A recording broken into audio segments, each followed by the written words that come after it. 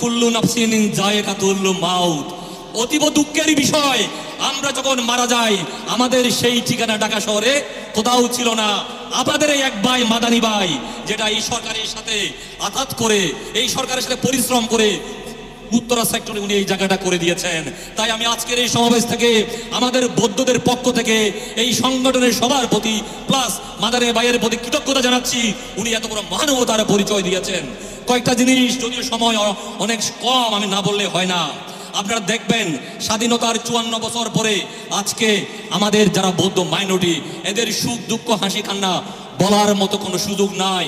কারণ যেভাবে ইলেকশনগুলি হয়, আমরা দেখবেন একাদশ জাতীয় সংসদে যখন ইলেকশন হয়, আপনারা এই আন্দোলনে যে ভোট পেয়েছিল অথচ সেই ভোটে 4র্থ নম্বরে হয়। কিন্তু দুঃখের বিষয়, ভোট পেলে কি হবে?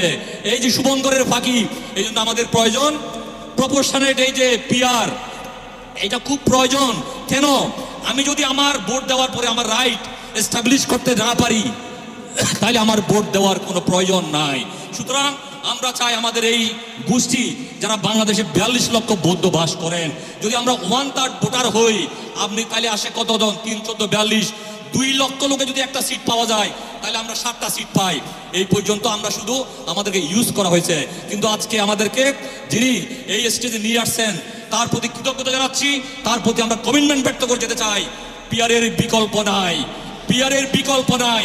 আমরা চাই সামনে এই চরমনাইয়ের হাত ধরে আমরা বিশ্বাস করি ওনারা নেতৃত্ব দেওয়ার মতো ওনারা ডিজার্ভ করে। তো আসুন সবাই মিলে এই চরমনাইয়ের হাতকে আমরা শক্তিশালী করি। আবারও সবাইকে সালাম জানিয়ে আমি আবার সংক্ষিপ্ত বক্তব্যটুকু এখানেই শেষ করলাম। যে আসসালামু আলাইকুম, সবাই ভালো।